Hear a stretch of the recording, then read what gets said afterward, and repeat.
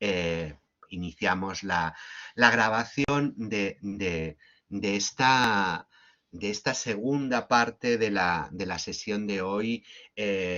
Como os decía al inicio, sí, estoy especialmente, me siento especialmente feliz y muy agradecido tanto antes a Mara Moira, ahora a Francisco Vázquez García por su generosísima disponibilidad y por su apoyo y por su querer estar también en este curso nuestro. Bienvenido, Francisco, es un placer tenerte entre nosotros. Bien, buenas tardes. El placer es mío. Quería agradecerte, Rafael, la invitación a este seminario y a Jorge Luis también por estar aquí. Y nada, pues encantado de poder departir un rato con vosotros. Muchas gracias.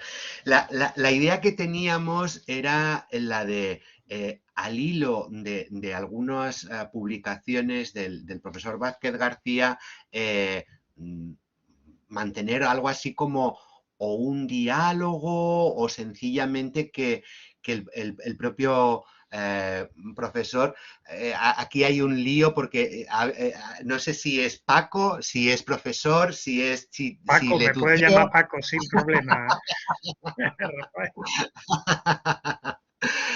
Al hilo de algunas de sus publicaciones más señeras, no todas ni muchísimo menos, ¿no? Que nos ofreciera algunas reflexiones en torno al tema de esas monografías, de esas investigaciones, ¿no? Que han sido tan importantes para el estudio de la sexualidad en España. Eh, voy a cargar este archivo de la mano de esta presentación podemos ir comentando, si te parece, Paco, Sí.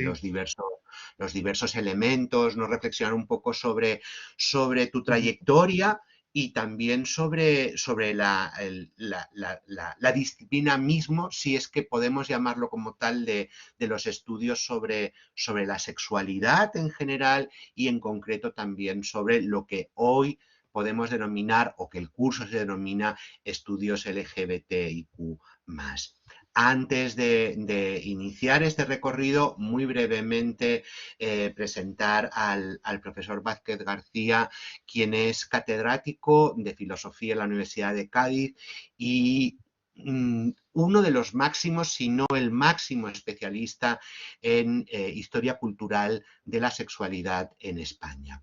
Es autor de una vasta, en el mejor sentido con V, producción bibliográfica. Aquí solamente vamos a hablar de algunos títulos relacionados con la sexualidad, con el homorotismo, con la homosexualidad, pero la producción investigadora del profesor Vázquez García es muy amplia, realmente admirable y yo solamente voy a destacar algunos títulos que nos competen. Entre ellos, como aquí indico, Sexo y razón, una genealogía de la moral sexual en España, siglos XVI al XX, en coautoría con Andrés Moreno Mengíbar, de 1997.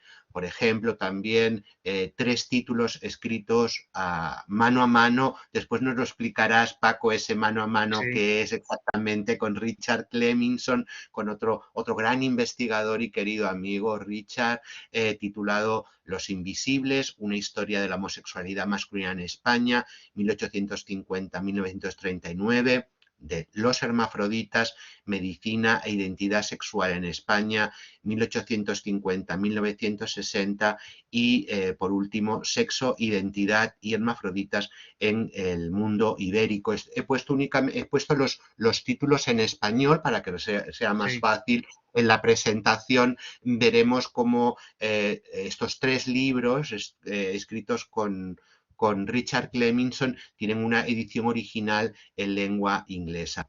Con posterioridad a esos 3 títulos ha publicado otros libros, ediciones, y entre los que destacaría el que mencionábamos antes a propósito del Congreso Leridano de abril de 2021, titulado Pater Infamis, genealogía del cura pederasta en España, 1880-1912, y además por ahí saldrán otros títulos como su traducción de unos ensayos de Jeremy Bentham o una nueva monografía sobre Foucault. Así que, bueno, nos encontramos en definitiva, como ya he apuntado, con uno de los más importantes y sin duda más indispensables estudiosos de la historia de la sexualidad en general y de todas las sexualidades en plural, ¿no? que tenemos en nuestro país, y por eso es motivo de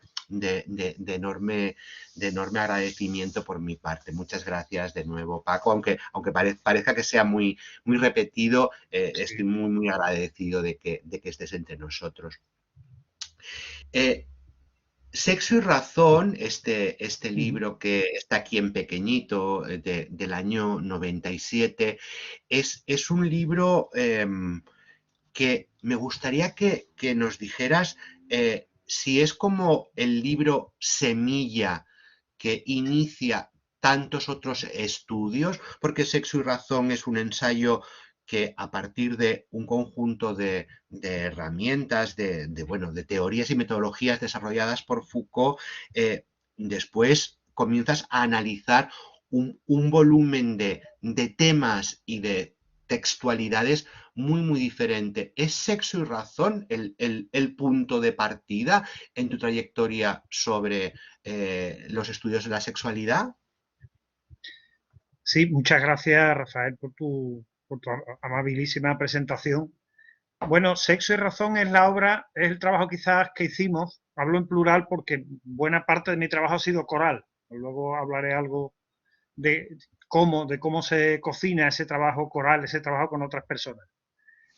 Sexo y razón ha sido probablemente el trabajo más ambicioso. Yo empecé primero trabajando también con Andrés Moreno sobre historia de la prostitución, sobre la prostitución, poder y prostitución en Sevilla, en fin, la historia de la prostitución en Andalucía, pero este libro es sin duda el más ambicioso. Yo siempre he encarado estos trabajos como parte de un cometido filosófico, realmente. Lo que pasa es que yo entiendo que los conceptos filosóficos hay que pensarlos utilizando los instrumentos de las ciencias históricas. Es decir, desde mi punto de vista, la tarea de la filosofía no es comentar los textos del canon de los autores de la historia de la filosofía para de ahí extraer un repertorio de problemas, sino que lo que hay que hacer es más bien mirar alrededor nuestro, mirar, darse cuenta de las paradojas que hay en las prácticas, en los saberes que nos rodean y sobre todo detectar dónde hay una irrupción, un acontecimiento en el orden del pensamiento en lo que está alrededor nuestro. Entonces, en relación con eso, a mí lo que me ha interesado es cómo se crean seres humanos, como dice el filósofo canadiense Ian Hacking, es decir, cómo se crean tipos de personas. A través de las categorías administrativas, a través de las prácticas judiciales, a través de los medios de comunicación o a través de los dictámenes de los expertos, se fabrican modelos de ser personas, modelos de seres humanos. Y entonces a mí lo que me ha interesado es indagar esa producción de modelos de seres humanos y un laboratorio, un observatorio privilegiado, y eso nos lo enseñó Foucault, para analizar cómo se producen seres humanos en la historia de la sexualidad. Entonces, siempre, claro, lo que ocurre es que los modelos normativos, en qué consiste el individuo sexualmente normal o sexualmente saludable, se elabora siempre, o así al menos yo lo entiendo, siguiendo en estos maestros míos, a Canguilhem, a Foucault también, esos modelos en positivo se elaboran siempre por contraste con figuras abyectas, con figuras que son contrafiguras, que se definen en negativo. De ahí el interés por, bueno, pues la construcción del personaje del hermafrodita o del homosexual o de la prostituta o del sacerdote pederasta, etc. Entonces, Sexo y razón ha sido quizá el proyecto nuestro más ambicioso, un proyecto que sigue muy al pie de la letra porque es un trabajo relativamente temprano. sigue muy al pie de la letra un poco el esquema de Foucault en La voluntad de saber, en el primer volumen de la historia de la sexualidad. Con algunas modificaciones, Foucault distingue ahí como 4 grandes puntos estratégicos de construcción de la sexualidad, de la experiencia de la sexualidad, como son, por una parte, el niño masturbador, por otra parte, los adultos perversos, luego la mujer histérica o la histerización del cuerpo femenino y finalmente la socialización de las conductas procreadoras. Bueno, pues en el libro, respecto a ese guión, que seguimos bastante de cerca, aplicado al caso que nos resulta más próximo, el caso de la cultura española, ampliamos un poco la parte de la mujer, que entendíamos que Foucault, esa parte, el tratamiento de la mujer y del género en general, en Foucault estaba un tanto limitado, entonces lo ampliamos y junto a la figura de la histérica, digamos, en España, pues nos aproximamos también, por ejemplo, a la prostitución, que era un asunto que habíamos trabajado Andrés Moreno y yo antes con bastante intensidad.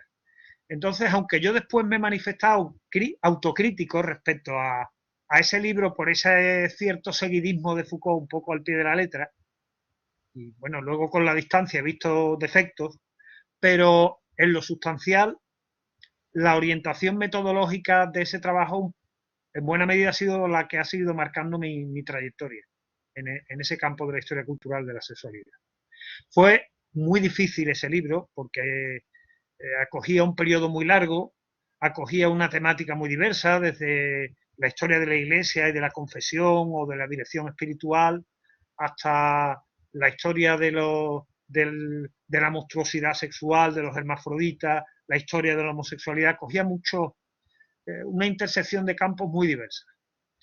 Y ya digo, Foucault era un poco la pieza maestra, la voluntad de saber, un poco la pieza maestra, la guía maestra de este libro. Aunque es verdad que también mi planteamiento siempre ha sido de un cierto pluralismo teórico y metodológico. Es decir, en ciencias sociales, y ahí un poco mi epistemólogo de las ciencias sociales de cabecera es Jean-Claude Passeron, El razonamiento sociológico, para mí es un libro de referencia en epistemología. Bueno, pues Passeron nos dice que el mundo social, a diferencia del mundo natural,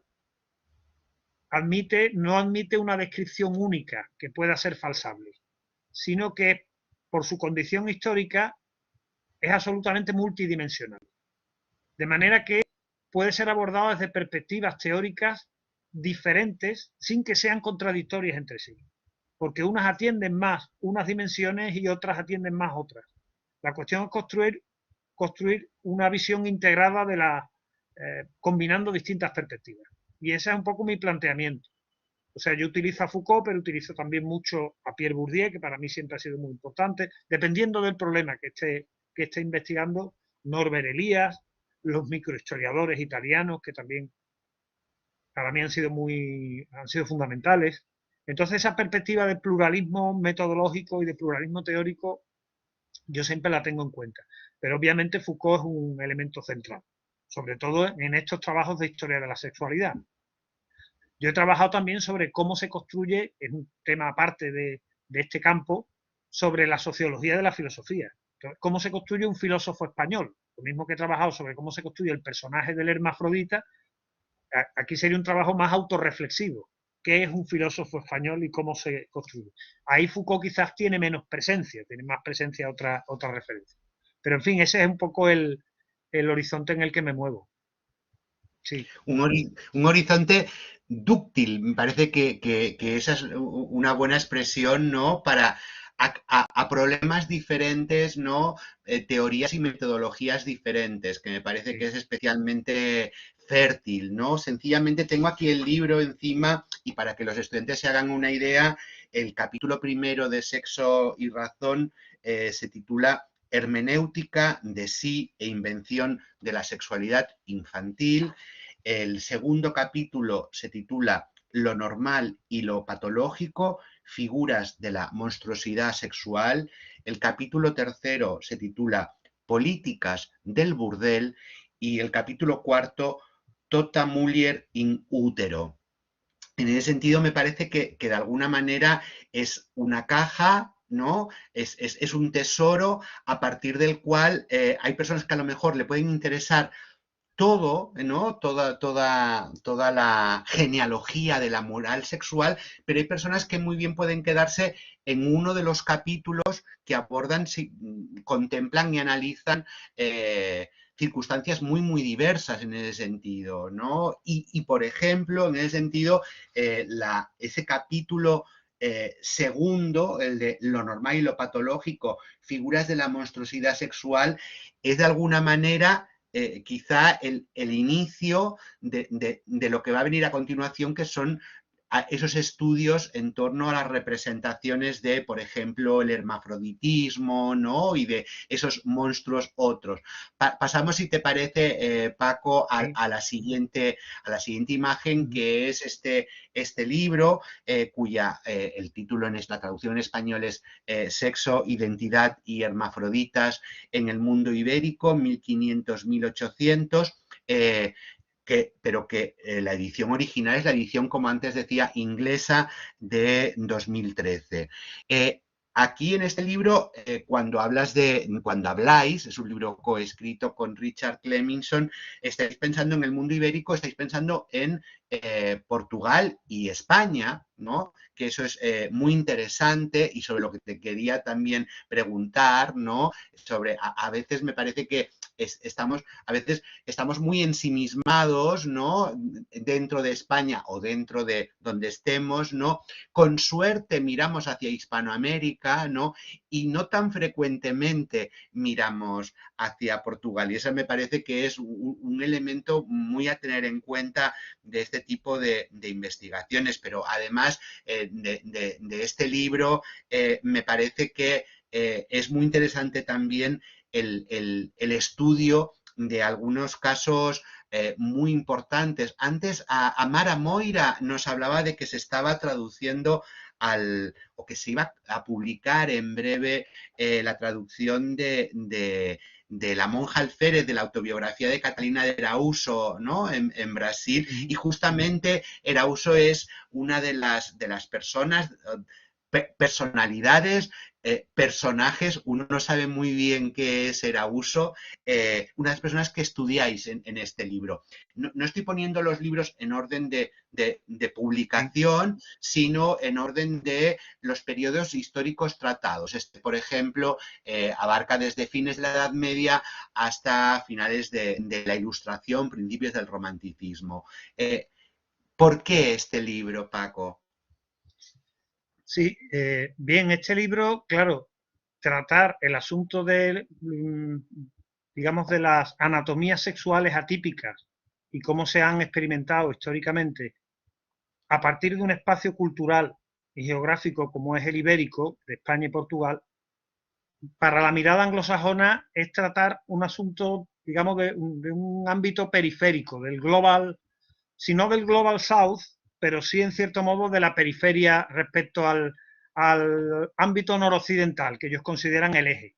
Sin embargo, entre los siglos XVI y XVIII, en buena medida, España y Portugal eran eje cultural del mundo. Es la época imperial, es la época colonial de las dos potencias transatlánticas. Es verdad que nosotros olvidamos muchas veces a Portugal, sobre todo los historiadores españoles. Yo aquí reconozco que soy deudor en la parte relativa al conocimiento de Portugal de Richard Cleminson, que es un magnífico lusitanista o especialista en mundo luso o lusólogo, ¿no? Entonces, y él se ocupó sobre todo de esa parte. Pero la idea es cómo esos dos espacios que guardan muchas afinidades en esa época, bueno, por una parte entre 1580 y 1640 forman parte de la misma, del mismo imperio, hay una situación de unificación, pero también hay afinidades intelectuales, está la escuela de Salamanca por un lado, está la escuela de Coimbra por otra parte, está el papel importante que tiene la Inquisición en el control social, tanto en el mundo luso, que luso implica también a Brasil, obviamente, como el hispánico.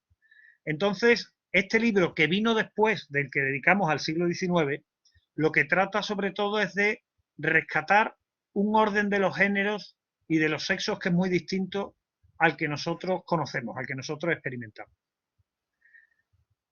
Es lo que hemos llamado el antiguo régimen sexual o el régimen del verdadero rango, Es decir, la idea de que ser hombre o ser mujer no era poseer un sexo biológico o poseer un género social.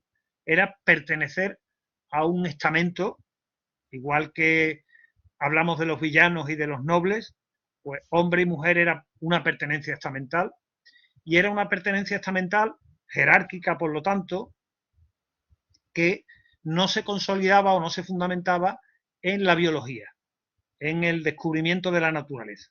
Por eso esa sensación del carácter fluido de lo natural, la posibilidad de cambios de sexo, como en ese orden jerárquico que estudió muy bien Thomas Laqueur, solo se reconoce el sexo masculino y la mujer sería una especie de varón imperfecto, pero en medio hay toda una serie de posibilidades de varones menstruantes, de viragos, de mutantes o mejoras, la posibilidad de mejoras o de mudanzas de sexo.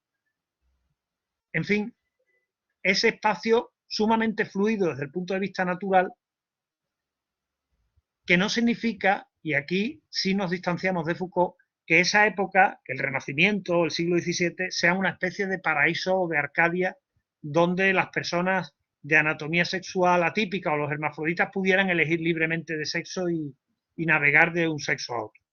Lo que ocurría es que era el modelo que regía, era un modelo también binario, cisgenérico, que diríamos hoy, pero se asentaba no en la naturaleza, no en los determinismos naturales, sino más bien en el papel de las instituciones, en el derecho penal, en la Inquisición, en la policía de costumbres, que establecían las divisiones entre los sexos que eran fundamentales para la reproducción de la transmisión del linaje, la transmisión del nombre, la transmisión del patrimonio, de la propiedad.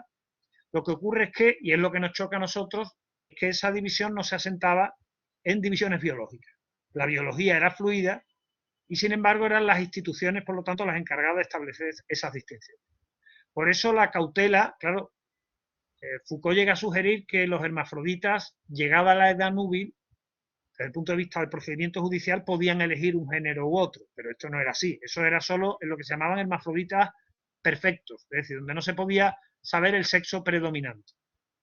Pero digamos, el papel de partida desde que el hermafrodita nacía era intentar asignarle las prerrogativas de uno u otro rango que le pertenecían, el masculino o el femenino. Y había muchísimas, vamos, en el propio procedimiento judicial, si un hermafrodita que había elegido un sexo actuaba con el contrario, era acusado, era reo de sodomía, con lo que eso significaba, que significaba la pena de muerte. O sea, no es una Arcadia, si ese, digamos, ese régimen cultural del verdadero rango, no es una Arcadia de los géneros, sí es un sistema muy distinto al nuestro, funciona de una manera muy distinta, y en cierto modo, por contraste, nos permite entender mejor la singularidad de los modelos modernos de división de géneros y de sexos, por contraste con este sistema del verdadero rango. Nosotros llamamos el sistema del verdadero rango. Entonces, sí, perdón. En ese sentido, perdona que te interrumpa, figuras como Helena, Heleno de Céspedes, Claro. ¿no? Como Catalina de Erauso, cobran una importancia muy, muy relevante, sobre todo, y ya sé que incidirás en eso más adelante, cuando recuperamos genealogías en términos actuales, ¿no? Cuando pensamos en, por ejemplo, en una monja alférez como un hombre trans, por ejemplo, ¿no? Sí. Sí, efectivamente. Siempre que el anacronismo sea un anacronismo controlado, como lo llama el historiador del mundo antiguo, el especialista en Roma, Paul Bain, anacronismo controlado, no hay ningún problema en utilizarlo y puede también tener una función política, una función activista. Pero una cosa es eso y otra cosa es, claro, confundir la figura del transexual o del intersexual moderno con esos personajes intermedios que operaban en esa época. A nosotros, por ejemplo, en esa época no había una distinción, como para nosotros es obvia, entre el hermafrodita o el intersexual biológico y el transgénero cultural. Por eso, Helena de Céspedes, que era, desde nuestra mirada, un intersexual biológico, y Catalina de Erauso, que desde nuestra mirada sería un transgénero, en la época ambos eran calificados de hermafroditas. Se situaban en el mismo registro. porque no había esa distinción entre naturaleza y cultura, entre lo biológico y lo social, que para nosotros es obvia. Entonces, ahí combinamos en el libro dos perspectivas. Una, intentando delinear cuáles son los regímenes de sexo-género, diríamos, que prevalecían en esa época, los grandes sistemas de larga duración que regían, pero luego vemos cómo funcionan en casos concretos y cómo se dislocan en casos concretos como el de Catalina de Araújo, Elena de Céspedes, Catalina de Valdaracete, en fin, otros personajes que trabajamos ahí. Es decir, las historias de vida o las trayectorias individuales permiten ver cómo el sistema tenía que funcionar para reproducirse. Porque además, claro, en esta época los discursos no nos dicen que es un hombre y que es una mujer. Ese no era un tema que aflorara, solo afloraba cuando había algo que se desviaba, una vez más, la prioridad de lo negativo sobre la figura positiva. Cuando surgía una Elena de Céspedes, un personaje transgresor también como Catalina de Araújo, es cuando se movilizaban los resortes de las instituciones y es cuando podemos ver las categorías y la manera de pensar que operaba en esa época en relación con la distinción entre hombre y mujer. Por eso la importancia, efectivamente, que tú has señalado muy bien, de esos análisis micro de las trayectorias de vida, de las trayectorias vitales, para ver cómo el sistema se tiene que forzar, el sistema de representación de las diferencias entre hombre y mujer, en este caso, se tiene que forzar para dar cuenta de esos casos. A mí me parece, sin lugar a dudas, tal vez por mi formación, un libro fascinante y de lectura, todos van a ser de lectura más que recomendable, ¿no? Yo diría de lectura obligatoria para cualquier persona que esté interesada en la historia de la sexualidad, pero justamente en este libro en concreto, esos estudios micro, que además están muy en la órbita muy presente en la órbita de cierto activismo a la hora de construir genealogías que tienen sentido, en tanto que activismo me parece especialmente enriquecedor para pensar y sobre todo me parece que ese anacronismo controlado prudentemente es muy útil, ¿no? Lo que pasa es que a veces es muy difícil establecer el límite de salvadas todas las distancias. Es como hablar de homosexualidad en la antigua Grecia para entendernos, ¿no? Es lo mismo para entendernos, ¿no? Es otro universo completamente diferente. Sí, Pues, es lo que... Sí, sí. No, dime, por favor. Sí, es lo que pasa, por poner un ejemplo cercano, o un poco más cercano, el famoso caso de Elisa y Marcela, las dos mujeres gallegas que se casaron a principios del siglo XX. Claro, es perfectamente legítimo reivindicar esa unión como una especie de precedente del matrimonio igualitario y incluso como se ha hecho en La Coruña, poner un nombre de una calle a estas mujeres como el primer matrimonio lesbiano y tal, aunque es verdad que, claro, Elisa y Marcela no se veían como lesbianas en este sentido. Y así, por ejemplo, la película de Isabel Coixet, una cosa que borra es la masculinidad femenina de Elisa en la película, que es legítimo porque es una película, no es un documento histórico. Pero hay un borrado hay un anacronismo usado de manera artística y política, si se quiere, al servicio de la política lesbiana, pero que, digamos, el coste es que la parte de la masculinidad femenina de Elisa desaparece. De esto que Halberstam llama masculinidad femenina, se sacrifica un poco al lesbianismo, que es otra cosa distinta. En fin, por señalar otro ejemplo de cómo funciona esto del anacronismo. Encontraríamos muchos sin lugar a dudas. A veces es natural, ¿eh? Es decir, y es lógico y es lo mejor que se puede hacer. Pero es verdad que a veces utilizamos nuestras lentes del siglo XXI, por decirlo de alguna manera, para valorar, ¿no? O explicar experiencias pasadas que se alejan completamente de nuestras realidades, ¿no? Y que no pueden ser o no pueden ser etiquetadas con nuestros conceptos, por decirlo de alguna manera, ¿no? Muy bien. Pues en ese recorrido nos encontraríamos con este libro que no sé bien si puede considerarse más allá del orden de publicación, una continuación al anterior. En el anterior se hablaba de hermafroditas. Aquí, en los hermafroditas, medicina e identidad sexual en España, 1850-1960, cuya edición original inglesa es del año 2009, me parece que analizáis de una manera mucho más incisiva o sencillamente preponderante los discursos científicos, por decirlo así, ¿no? Sí, efectivamente, claro, este libro es anterior cronológicamente al otro. Fue un trabajo de irse remontando hacia atrás.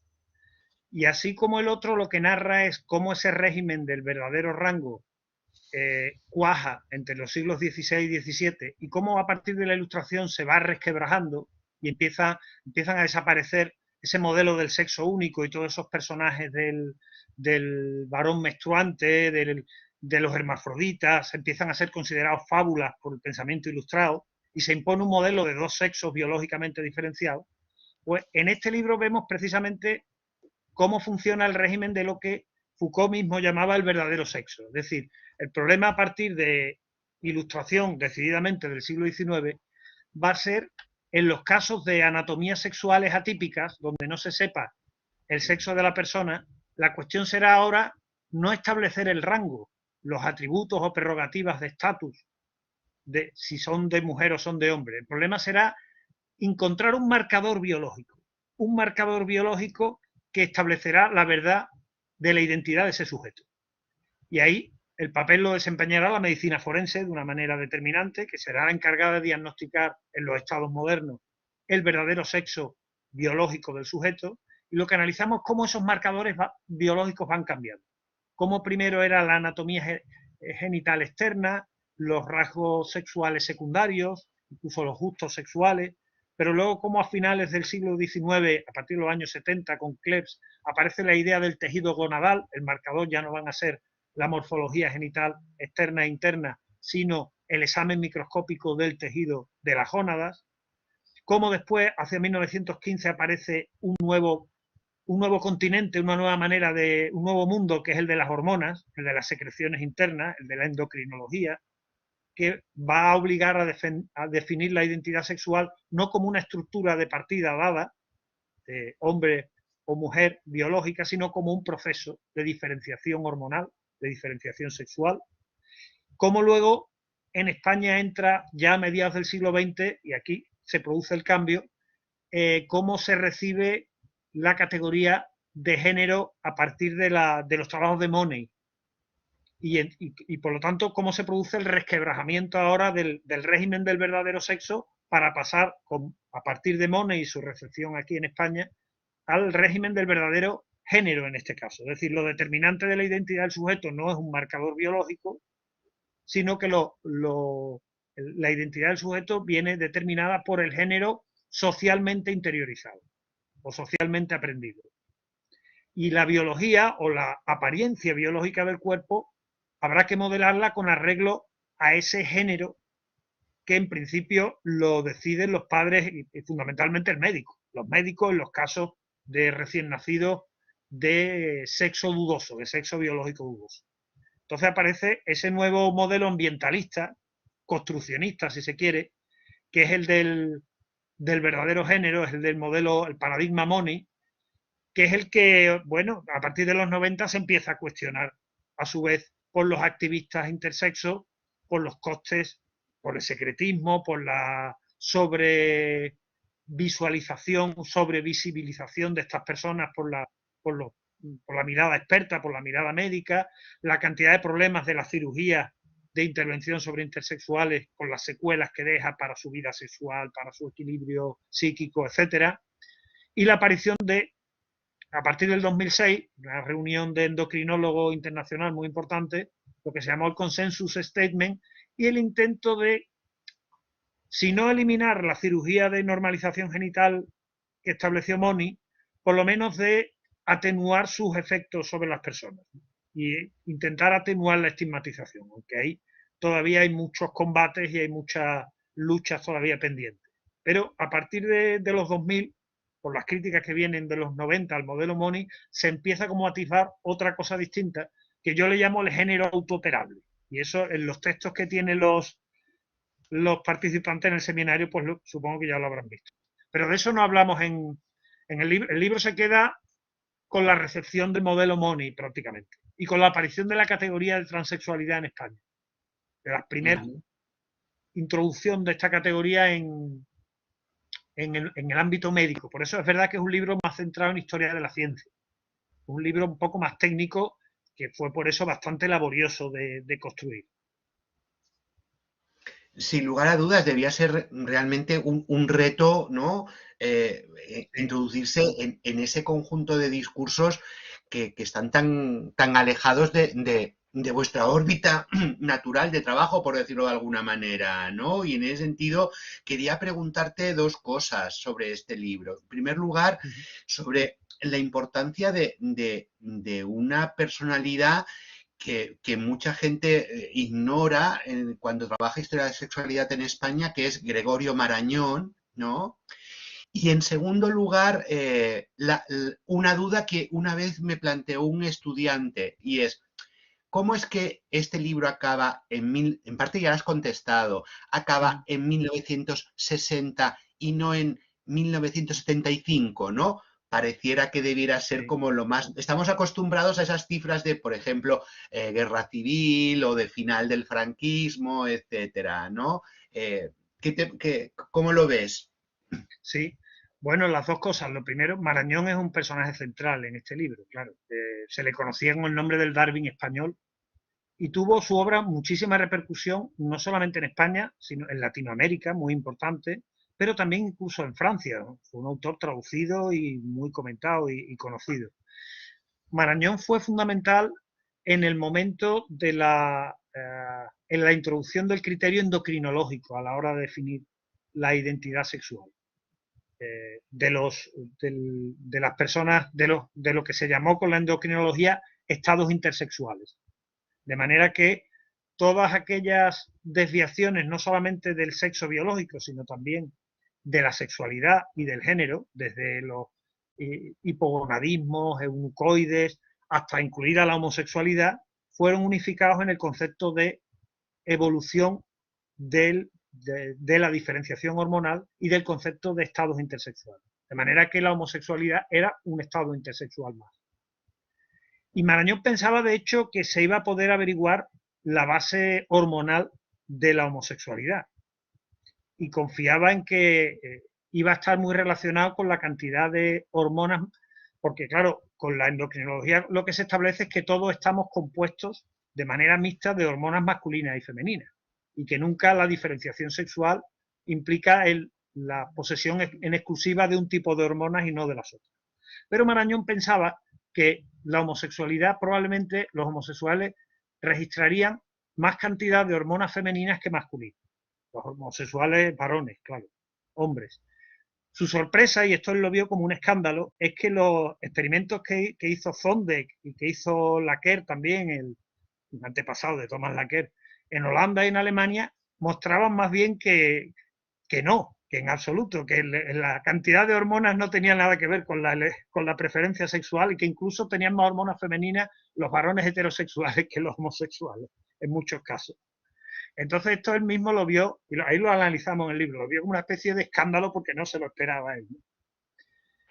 Y eso en cuanto a Marañón. En cuanto a la división cronológica, claro, es que en el franquismo hay una evolución interesante respecto a la manera de conceptualizar las identidades sexuales. Se pasa de modelos más biologicistas, como los que aparecen en la obra de Vallejo Nájera, por ejemplo, muy influidos por un determinismo biologicista y casi racial germánico, a partir de los años 50, con el giro que da el régimen, buscando la alianza con Estados Unidos, con el Vaticano, hay una mayor presencia también en el terreno médico, diríamos, del humanismo cristiano.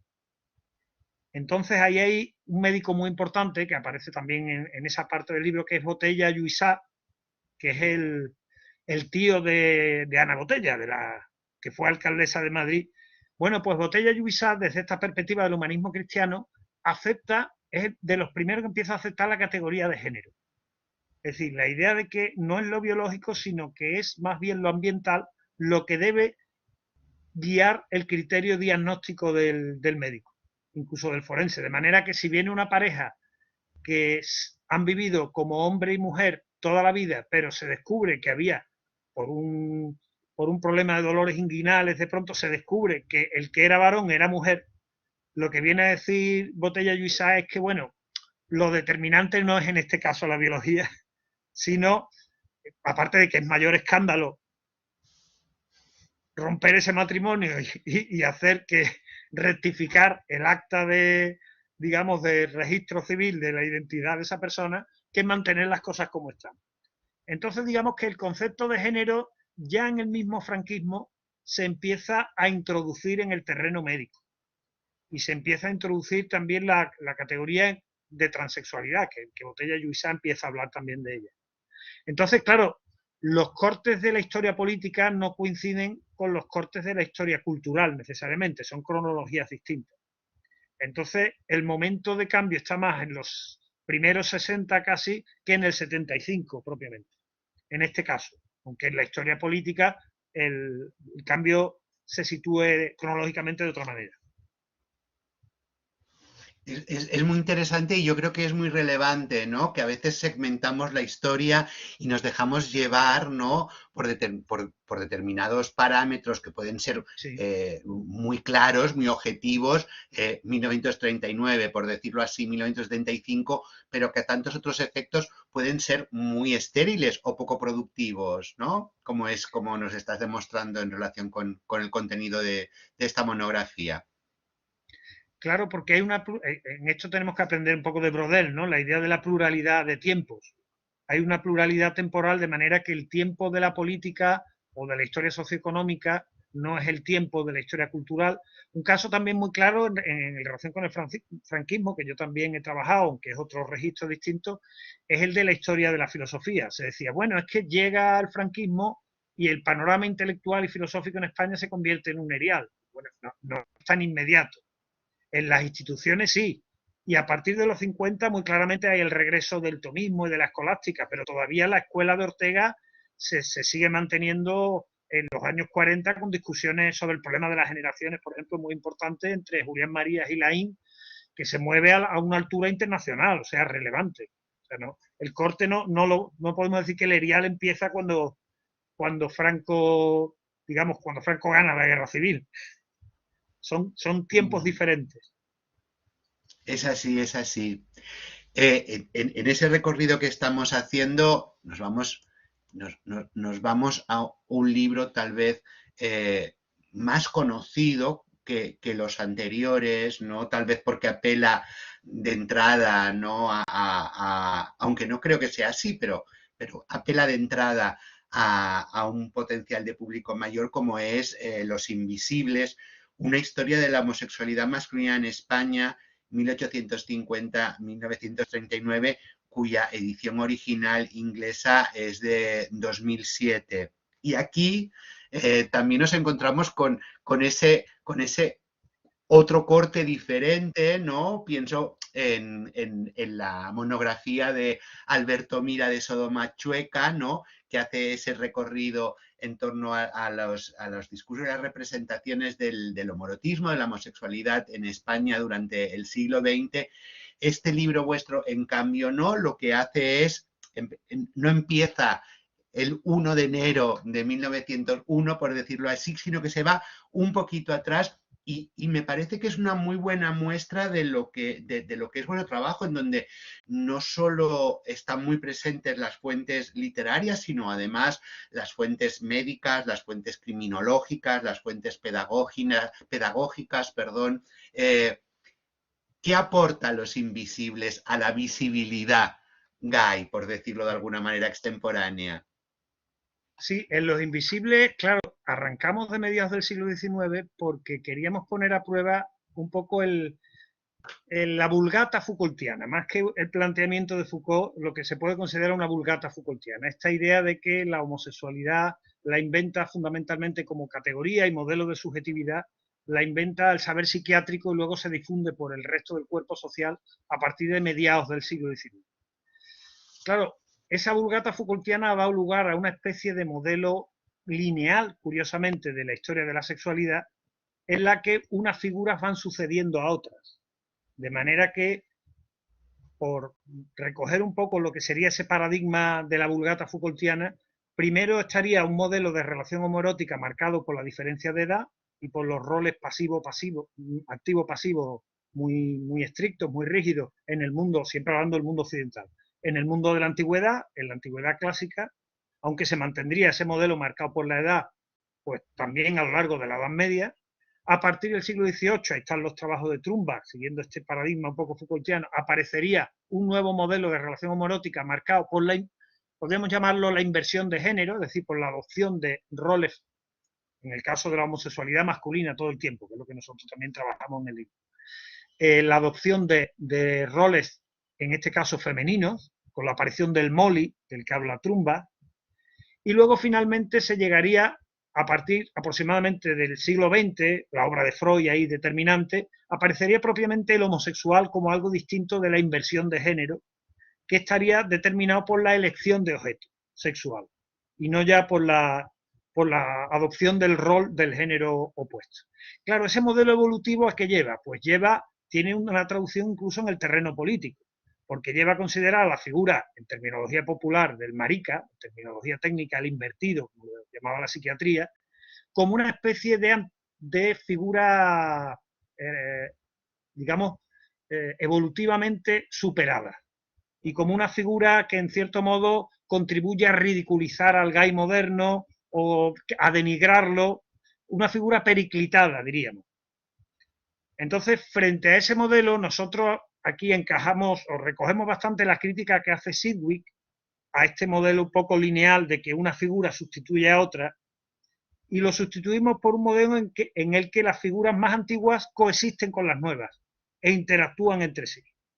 Esto lo desarrolló Sidgwick y luego más concretamente Halperin también, en un artículo importante del año 2001.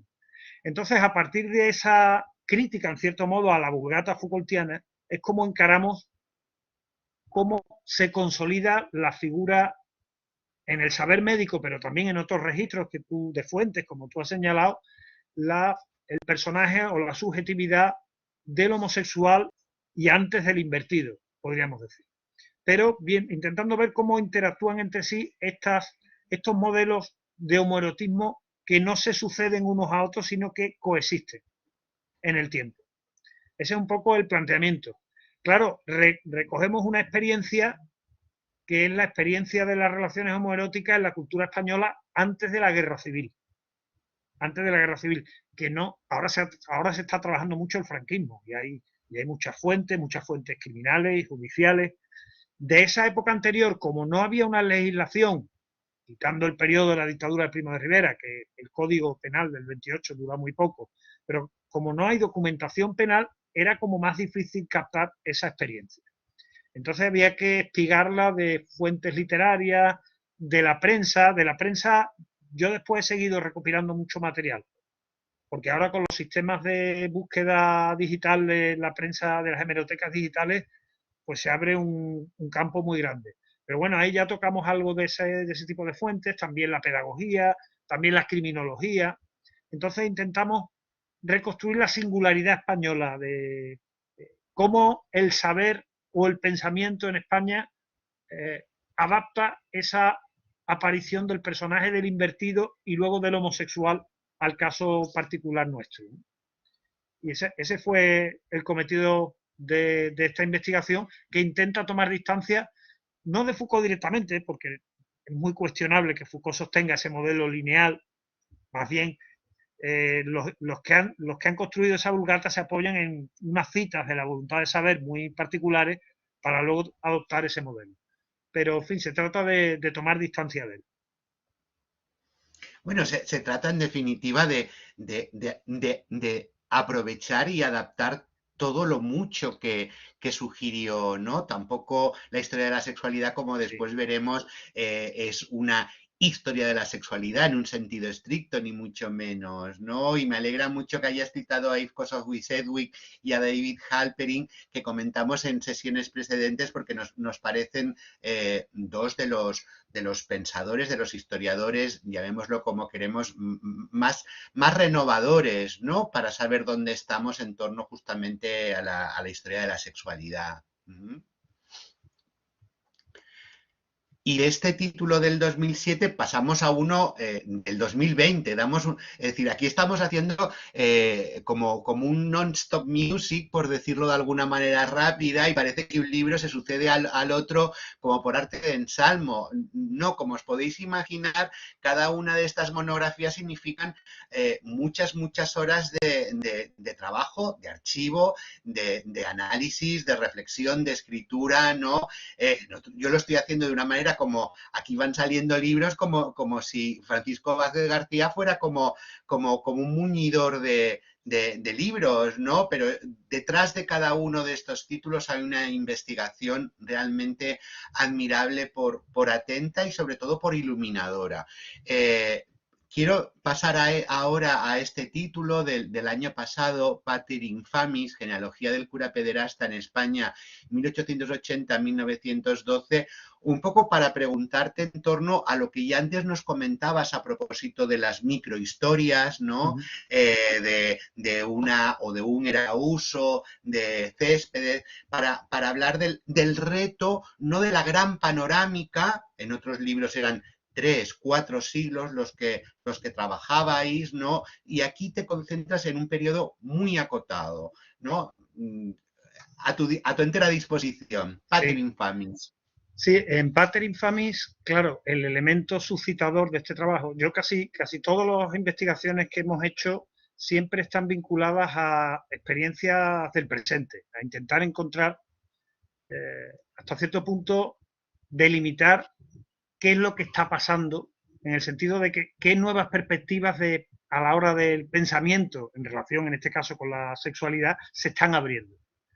Obviamente, en este caso, el acontecimiento es la gran ofensiva mediática alrededor del asunto de los abusos sexuales de sacerdotes a menores en Estados Unidos, pero también en casi todo el mundo, ¿no? En Chile, todo esto se destapó a partir fundamentalmente de los años 90, ya en los años 80 se inicia, pero principalmente a partir de los 90, y luego en lo que llevamos del siglo XXI, pues es una ofensiva creciente en torno a este asunto que se ha construido como un problema social. Porque esta es un poco la perspectiva que yo planteo, es decir, cómo se ha construido el problema social del cura pedófilo en la actualidad, que yo trato de distinguir una vez más, ese orden histórico, ese régimen histórico, de lo que llamo el régimen del cura pederasta, que es el que funcionaba en las campañas de la prensa anticlerical, masónica, republicana, radical, española, a finales del siglo XIX y principios del siglo XX. Porque claro, una conducta puede darse, pero puede no constituir un problema social. Por ejemplo, sabemos por las memorias de Castilla del Pino, de Terence Moix, o por testimonios orales, que el abuso de menores por sacerdotes en los internados escolares en la época de Franco era algo absolutamente crónico y que incluso muchos estudiantes sacaban beneficio de mejores comidas o de mejor atención de este tipo de favores sexuales. Sin embargo, no existía el problema social del cura pedófilo ni del cura pederasta. Existía la conducta, pero esa conducta no recibía atención por parte de la prensa, de la medicina, de los saberes expertos, de los abogados, de colectivos feministas, que tampoco había en la España de entonces, pero bueno, es decir, no se había construido el problema social. A mí lo que me interesa es analizar cómo se construía el problema social de los curas abusadores de menores en la España de la Restauración para, por contraste, por continuidad, pero también por transformación o por ruptura, entender la singularidad de cómo se construye hoy el problema del cura pedófilo. Hoy el problema se configura a partir de un lenguaje que es el lenguaje del trauma, de un lenguaje fundamentalmente psicológico, el lenguaje de la víctima, de la posibilidad o no de resiliencia de la víctima, de la situación de dependencia en la que esa víctima queda respecto a su agresor, del agresor como alguien psicológicamente inmaduro, que tiene una imagen cognitivamente distorsionada de la realidad. En fin, es ese lenguaje psicológico y ese problema sobre todo del abuso como un exceso de poder, más que como una perversión sexual, como un exceso de poder que el feminismo va a codificar, incluso sectores feministas progresistas dentro de la Iglesia, como un poder patriarcal, como una expresión del poder patriarcal que rige la institución eclesiástica, y luego este lenguaje psicológico dentro de luchas que involucran a colectivos laicistas, colectivos feministas, dentro de la Iglesia a sectores integristas frente a sectores progresistas. Los sectores integristas lo que intentan es identificar la homosexualidad con la pederastia, ver que el problema de la pederastia es el problema de la homosexualidad derivada de la relajación del Vaticano II, mientras que en el otro polo se ve más bien el autoritarismo de la Iglesia, el alejamiento respecto a los fieles y el carácter patriarcal de la Iglesia es lo que ha inducido este tipo de conducta. También la discusión sobre el celibato. Eso es como se plantea hoy. Entonces yo lo comparo a cómo se planteaba, con qué discursos y con qué prácticas se configuraba esa ofensiva de prensa también muy importante, no solo en España, también en otros países católicos como en Francia, pero en España con secuelas especialmente relevantes, porque no olvidemos que posiblemente el país donde más curas se han matado por motivos ideológicos haya sido España, ¿eh? Ni en Italia, ni en Francia, ni siquiera probablemente en América Latina, ¿eh? Ni siquiera en las luchas de los cristeros en México se han matado tantísimos curas, monjas menos, pero bastantes curas como aquí en la Guerra Civil, por ejemplo, ¿no? O los incendios de edificios religiosos. Entonces, claro, en el siglo XIX, finales del XIX, principio del XX, el lenguaje que se utilizaba era un lenguaje biológico del sacerdote como enemigo de la nación, porque a través del abuso de los niños, a través del abuso de las niñas, se consideraba que las ultrajaba y las hacía inservibles para el mercado matrimonial. Pero a través del abuso de los niños lo que hacía era contagiarles el afeminamiento y los gustos pederásticos en el sentido un poco ambiguo, a la vez homosexual y a la vez de menores. Porque en esa época, claro, regía el modelo todavía, esto lo señala Trumbach, por cierto, de la diferencia de edad, el homoerotismo marcado por la diferencia de edad. En general, además, el cura que abusaba de un menor, fuera niño o niña, se le consideraba que era afeminado. O sea, se le consideraba un invertido de género, aunque agrediera sexualmente a niñas. Y luego había todo este lenguaje biologicista y toda esta estrategia biopolítica que presentaba al sacerdote pederasta como enemigo de la nación. Claro, ese discurso hoy ha desaparecido. Hoy el problema es que el cura pederasta provoca un trauma en el niño que puede ser un riesgo social porque el niño abusado, dicen los psicólogos hoy, puede ser el abusador del mañana. Pero donde la colectividad no se ve como un organismo nacional en disputa y en rivalidad con otros organismos nacionales, sino que se ve como un conjunto de trayectorias de individuos que buscan su realización y su independencia. El gran problema hoy del cura pedófilo es que convierte al niño abusado en un dependiente emocional. Y eso en una cultura como la de nuestra cultura neoliberal, que lo que exalta es el individuo como autoinversor eficaz o como empresario de sí mismo, plenamente independiente, ese elemento de dependencia convierte al cura pedófilo de nuestros días en una especie de metáfora del estado del bienestar, que mantiene a la gente en dependencia, por así decirlo. Pero son coordenadas muy distintas a las del siglo XIX en términos de la salvación del pueblo español, de la supervivencia del pueblo español, del afeminamiento, que era un tema que también tocábamos en Los Invisibles, en un capítulo, cómo el regeneracionismo de Costa y de todos los ensayos sobre el desastre adopta un lenguaje donde la crisis de la nación se ve como una crisis de la masculinidad, como una crisis de la virilidad. Bueno, pues el cura sería un agente que sordamente, a través de sus prácticas pederásticas, contribuiría a esa crisis de la virilidad, con los niños abusando de ellos, pero con las mujeres seduciéndolas, cautivándolas y convirtiéndolas en seres completamente subordinados a la autoridad y a la tutela del cura, como se ve en toda la novela española realista, Galdós, Clarín, o la novela, o Lope Fago, naturalista española, donde el cura se ve como una amenaza, sobre todo porque a los cabezas de familia y la supremacía masculina en la familia la ponen en entredicho al apropiarse de las mujeres, que eso se ha estudiado más, pero por el cura pederasta del niño. Es un poco lo que trabajo en el libro de Pater Infami, y ese básicamente es el argumento. Claro, se utiliza mucho la prensa, también utilizo el discurso una vez más de higienistas, de psiquiatras, de criminólogos, intervenciones parlamentarias donde los diputados republicanos como Lerroux, como Blasco Ibáñez, como Rodrigo Soriano, aluden a estos vicios asiáticos, creo que es una expresión que utiliza Blasco Ibáñez, y a la necesidad de poner coto a esos abusos. E incluso la prensa llega en un momento dado a defender que se apruebe una ley que persiga el homosexualismo, la inversión sexual. Eso no se planteó ni siquiera en el Parlamento, pero... Y ese es básicamente el argumento de este libro. ¿Y por qué los sacerdotes y no otros colectivos? Claro, en la coyuntura de la Restauración, porque se enmarca dentro de una lucha política en torno a la escuela, principalmente, entre clericales y anticlericales, por apropiarse de los mecanismos de crianza del futuro, como llamaba Costa, del porvenir de la raza, que es la infancia. Una lucha en torno a la escuela, porque la Iglesia en ese momento, 1894, aproximadamente 1901, llega a ser preponderante en la enseñanza secundaria, no en la superior, tampoco totalmente en la primaria, pero sí en la secundaria. Entonces, desde los sectores anticlericales, tanto republicanos como, sobre todo anarquistas, los socialistas, el tema anticlerical está mucho menos presente. La crítica a la Iglesia es más por su papel socioeconómico.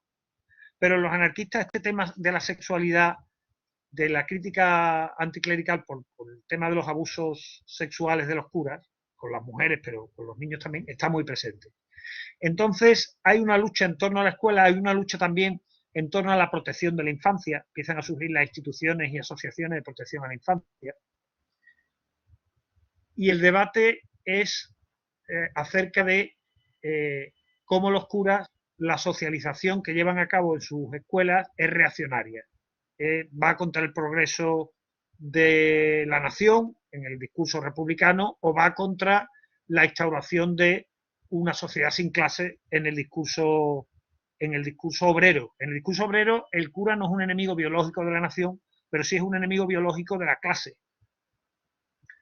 Se denuncia cómo los curas fomentan la natalidad, lo denuncian los anarquistas, en las clases trabajadoras para proporcionar fuerza de trabajo barata y carne de cañón también para la prostitución, incluso infantil, mientras que ellos son célibes, mientras que los curas se mantienen el celibato, y también, por supuesto, la idea de que el celibato pues produce muchísimas desviaciones sexuales. Eso también está presente. Hay una serie de continuidades entre la campaña en el 19, principio del 20, y la campaña actual.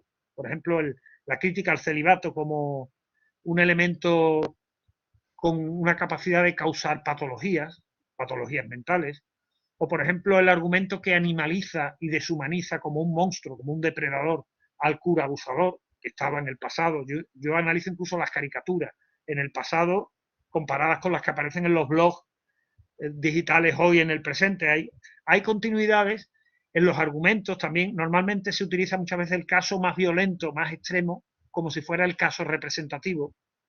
Esa estrategia discursiva funciona hoy y funcionaba también en esa época, pero en medio de esas continuidades yo trato de ver cómo son dos continentes o dos regímenes discursivos y de prácticas completamente distintos. El debate en el siglo XIX tenía que ver con el anticlericalismo y clericalismo en el campo de la educación y de la protección de la infancia, y en la actualidad más bien es un combate que involucra a colectivos feministas, por una parte, como dije antes, a sectores diversos de la Iglesia, porque a veces pensamos en la Iglesia como si fuera un bloque monolítico, y es un campo de batalla, realmente. Los colectivos también laicistas que rescatan la idea de que las escuelas religiosas donde los curas que formados en los seminarios no tienen una educación sexual adecuada son un peligro para los niños. Ese discurso en los colectivos laicistas se mantiene hoy. pero junto a otros que critican más bien el poder patriarcal de la Iglesia frente a sectores más conservadores de la Iglesia que piensan que lo que hay que hacer es limpiar de homosexualidad los seminarios, porque es la homosexualidad la que conduce a la pederastia. Es decir, lo que trata de mostrar es que más allá del acontecimiento de la historia criminal o de las desviaciones psicológicas, hay un problema político detrás del asunto del cura pederasta, tanto en el pasado como en el presente. En cierto modo es la idea de personalizar, digamos, politizar lo personal, o ver cómo lo personal es político también en este terreno. Algo aparentemente privado que pertenece al registro criminal o patológico, en realidad tiene detrás toda una pugna y unas relaciones de poder y por lo tanto tiene un carácter político. Sin Donde está lugar el a género, está dudas. la raza, está la nación, está la clase. En fin. Claro. Por ahí no he citado toda tu producción, pero tú también tienes, por ejemplo, un estudio sobre el racismo muy, muy, muy importante, ¿no? Quiero decir, perdona que haya sido tan selectivo, pero en el conjunto de tu obra he seleccionado solamente aquellas que más incidencia tenían en los temas de este curso. Claro, aquí estamos en eso, estamos en historia de la sexualidad, en estudios sobre sexualidad y género. Y de este libro, que es del 2020, pasamos a uno que es, pero vaya, todavía más nuevo, que es del 2021, que es cómo hacer cosas con Foucault. Paco, ¿qué cosas se pueden hacer con Foucault? Sí, bueno, este libro está muy vinculado al anterior, porque este libro surgió a raíz de que en una universidad, en la Universidad de Chile, me pidieron que explicara un poco cómo usaba yo a Foucault, es decir, el método de Foucault, cómo yo lo aplicaba en concreto. Y entonces allí pues di un seminario sobre este asunto tratando de poner ejemplos de mi propia cosecha. Y fundamentalmente son ejemplos muy concretos sacados sobre todo de Pater Infamia, que es lo que tenía más fresco. Entonces este libro tiene un título que está inspirado obviamente en el de Austin, de cómo hacer cosas con palabras, y lo que intento mostrar es que Foucault, más que un conjunto de textos por descifrar y por comentar, es, como él mismo decía, una caja de herramientas. Pero una caja de herramientas que no se puede usar para cualquier cosa, porque puede haber distorsiones. Frente a esta idea de que, bueno, Foucault nos legó esa caja de herramientas, la usamos como nos dé la gana, yo intento poner un poco de orden ahí y decir, bueno, hay ciertos usos, intento incluso clasificar cómo se ha usado Foucault y los distintos criterios que nos permiten distinguir entre usos más o menos distorsionados de esas herramientas. Viendo siempre a Foucault como, ya digo, como un conjunto de útiles combinables con otros paradigmas de las ciencias sociales.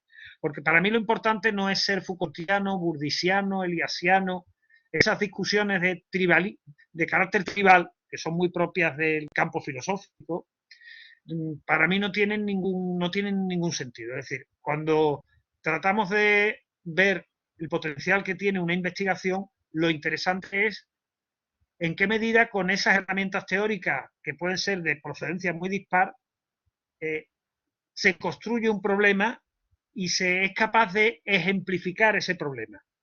De manera que la investigación es fecunda en función de la capacidad que tiene para estructurar los datos empíricos, pero no en función de la bandera a la que se ascribe el autor de esa investigación. Porque eso me parece que nos lleva, bueno, a un cierto papanatismo intelectual o de lucha de escuelas que no aporta gran cosa. Entonces este Que son libro tiene sobre ese todo, carácter de son sobre herramientas todo para estudiantes de máster, para doctorando. Es un libro que está expuesto, yo he intentado con mucha sencillez, con claridad. pues doblemente bienvenido y doblemente recomendado para los estudiantes, sin lugar a dudas, ¿no? Estas luchas son esterilizantes en cualquier área disciplinaria y me parece que no son exclusivas de la filosofía, ni muchísimo Es menos, verdad. ¿no? Siguiendo con Foucault en este curso, ya hemos citado en alguna ocasión sus obras, hemos mencionado, por supuesto, la historia de la sexualidad. Yo no sé si estos dos títulos, por ejemplo, el de la historia de la sexualidad y el de los anormales, te parecen los dos libros más influyentes de Foucault en relación con el tema de nuestro curso. Pues sí, posiblemente sí, porque estos dos Claro, en la historia de la sexualidad formula un programa de investigaciones que luego Foucault no va a seguir, porque se va a dar cuenta que se va a tener que remontar primero al mundo medieval, incluso al cristianismo primitivo, para entender lo que él llamaba lo que había antes de la sexualidad, de la experiencia de la sexualidad, que era la experiencia de la carne, de la concupiscencia carnal, pero se da cuenta de que en buena medida los procedimientos de dirección espiritual y las técnicas del yo, como él las llamará, que pone en marcha o que despliega el cristianismo desde los primeros siglos, del cristianismo primitivo, solo se entienden en una fuerte continuidad con el mundo helenístico romano. De hecho, Foucault insistirá mucho en que la centralidad del matrimonio, la centralidad de la procreación en relación con la vida sexual, todos esos elementos que muchas veces nosotros consideramos, entre comillas, judeocristianos, tienen sus raíces en el mundo antiguo, concretamente a partir del periodo helenístico romano. Ahí el estoicismo va a ser muy importante. Y claro, para entender a su vez el cambio de paradigma helenístico romano, tiene que remontarse a la Grecia clásica incluso. Entonces, esto lo lleva a cambiar su perspectiva. Y si queremos rastrear lo que habría sido el programa original de Foucault, que arranca de los siglos modernos, el que aparece en La voluntad de saber, que arranca de la contrarreforma católica y de la reforma protestante, lo más aproximado efectivamente es el curso de los anormales, que lo impartió Foucault un poco antes de publicar la historia de la sexualidad.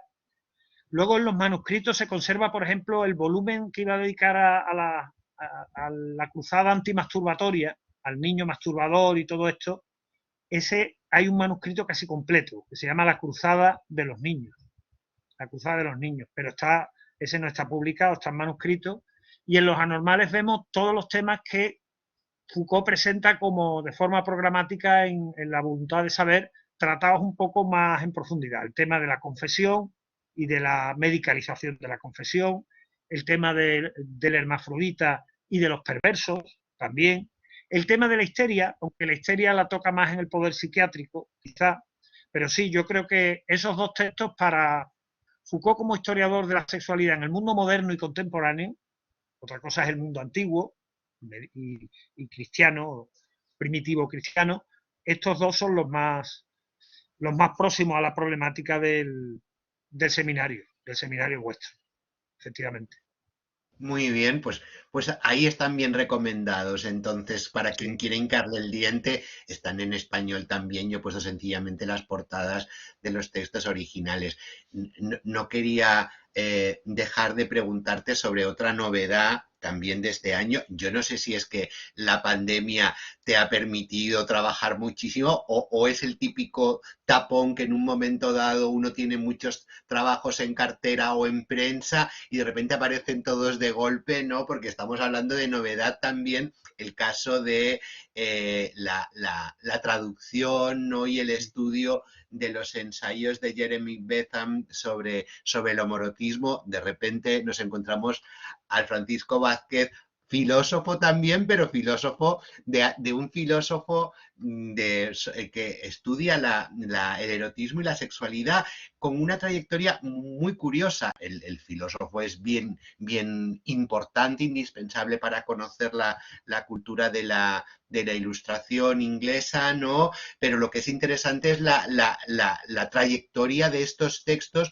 que hasta hace muy poco tiempo no se conocían, no se habían editado en inglés, ¿no? Efectivamente, esta edición castellana está hecha gracias en parte a los contactos, porque es un trabajo conjunto que hice yo y José Luis Tasset, hicimos entre los dos, José Luis Tasset y yo. José Luis Tasset es un gran especialista en utilitarismo y dirige la revista española de estudios utilitaristas. Conoce muy bien a Bentham, a Hume, la ilustración escocesa, pero además es amigo y es compañero desde la facultad de la carrera de filosofía. Siempre hemos mantenido contacto. Y ya editamos nosotros en el 2002 en Biblioteca Nueva un ensayo que se llama Sobre los delitos contra uno mismo, de Bentham sobre este tema. Claro, este asunto se ha sabido que Bentham habla de él hasta cierto punto recientemente, porque Bentham, gran parte de su obra permaneció inédita, de su obra en general. Bentham tenía una capacidad de trabajo verdaderamente descomunal y se han conservado una cantidad de manuscritos gigantesca. Tenía muchos de esos manuscritos, están en una notación especial, no están ni siquiera en inglés, sino en una notación especial que él diseñó y que sus editores primero han tenido que vertir al inglés, en un inglés que es endemoniado de traducir. Endemoniado, es un inglés que por una parte es medio latinizante, con muchísimas oraciones subordinadas, pero a la vez con continuas interrupciones. Ha sido un trabajo que nos ha costado muchísimo, un trabajo endiablado. Y estos manuscritos, Bentham escribió en total unas 500 páginas sobre irregularidades sexuales, fundamentalmente sobre homoerotismo, en un periodo casi de 50 años, de más de 50 años. Entre 1774, que es cuando escribe los primeros textos sobre este asunto, hasta 1828, o sea, casi hasta su muerte, desde que era 20añero. Claro, lo singular de Bentham es que primero defendía la despenalización de las relaciones homoeróticas en una época en que, bueno, a partir de los 80 y 90 algunos países empiezan a eliminar la pena de muerte, pero mantienen la penalización. En 1791 la Asamblea Constituyente Francesa considera que la sodomía, los delitos de sodomía, de hechicería y de herejía son delitos imaginarios y supersticiosos y despenaliza por primera vez las relaciones homoeróticas. Pero claro, Bentham escribía en Inglaterra. En Inglaterra los historiadores la consideran una excepción. Cuando en Europa empezaban a soplar vientos en la Ilustración de mayor benignidad penal, en Prusia, en Austria, en Rusia, en Filadelfia, en el Ducado de Toscana, incluso en países católicos, en los países católicos, aunque inicialmente no se elimina la pena de muerte, pero casi no se aplica, en Inglaterra se empieza a ahorcar a partir del siglo XVIII y especialmente a partir de las guerras napoleónicas, 1805 hasta 1835, 2, 3 sodomitas al año. 2 en la justicia civil y en la Armada inglesa otros tantos. Entonces, en esta hostilidad, especial hostilidad inglesa que llama mucho la atención, que es un elemento que en el epílogo del libro yo intento acercarme al problema, intento explicarlo también. Bentham se atreve a defender no solo, por una parte, la despenalización, pero es que va más allá. Y en los escritos que nosotros hemos publicado, que son ya del periodo 1814-1817, Bentham dice que las relaciones homoeróticas son beneficiosas para la felicidad pública. ¿Por qué? Pues porque hacen disminuir las masturbaciones, que Bentham considera que es la más perniciosa de las irregularidades sexuales, que produce muchísimas enfermedades, porque atenúa la sobrepoblación. Ahí Bentham había leído a Robert Malthus en ese momento, porque, por otra parte, frente a Voltaire, no hacen disminuir la población aunque controle la sobrepoblación, y frente a Montesquieu y Beccaria no afeminan ni debilitan a los jóvenes, a la juventud, al contrario de lo que sucede precisamente con el onanismo, dice Bentham. Bentham además intenta probar esto muchas veces con argumentos históricos, apoyándose en su cultura clásica. Y dice Bentham, aplicando el principio de utilidad, que es la idea de que los gobiernos lo que tienen que hacer es maximizar la felicidad del mayor número, y por felicidad Bentham entiende el mayor placer y el menor dolor. Como además el homoerotismo previene los embarazos indeseados, pues previene también una gran cantidad de dolor social vinculado a los embarazos indeseados, como la prostitución, la miseria, el problema de los infanticidios, el problema de los abortos. Luego, además, al no prohibirlas, no se dan los chantajes y las delaciones que se dan en aquellos sitios donde la sodomía está penalizada. Dice, o sea que no trae ningún perjuicio y trae un gran placer para aquellos que tienen este gusto o tienen esta preferencia, con lo cual es un comportamiento no solamente inofensivo, sino beneficioso para la felicidad pública. Claro, decir esto en la Inglaterra del momento donde más sodomitas se están ejecutando, pues era jugarse absolutamente el pellejo. En el sentido de que Bentham se exponía, por una parte, a que otra, porque Bentham era un reformador social, sobre todo, más allá incluso que filósofo, reformas penitenciarias, reformas de las leyes de pobre y de beneficencia, reformas del Código Penal, reformas educativas. Entonces él temía, bueno, otra de las reformas, otro escrito que tiene es en defensa del voto femenino, por ejemplo. La raíz del feminismo de Stuart Mill está en Bentham, en su maestro Bentham. Claro, Bentham pensaba que si se conocían sus puntos de vista sobre el homoerotismo, que eran algo muy extravagante en la Inglaterra de su época, se iban a dejar de lado las otras reformas que podían ser más aceptables en ese momento. Pero también Bentham había tenido el ejemplo de su amigo William Beckford, que era uno de los hombres más ricos de Inglaterra en su época, que se vio obligado a exiliarse porque se le acusó de tener relaciones con un muchacho. Entonces Bentham, al defender la despenalización, incluso lo benéfico de las relaciones homoeróticas, se exponía a ser él mismo acusado de sodomita en Inglaterra en esa época, con lo que eso representaba. Y él era consciente de esa hostilidad británica, porque dice, claro, los ingleses se meten mucho con la barbarie española contra los herejes y con la barbarie de la Inquisición española, pero no ven la barbarie que ellos cometen contra personas que simplemente tienen un gusto diferente. En fin, por todo esto yo creo que Bentham es bastante... estos escritos de Bentham son muy importantes desde la perspectiva de la ilustración radical que él representa y que abre un poco el concepto hoy tan en boga de ciudadanía sexual. No en base a un concepto de derecho humano, Bentham no habla de derechos humanos y derechos naturales, eso le parece a él metafísica. Él defiende la homosexualidad porque piensa que crea más placer colectivo que dolor.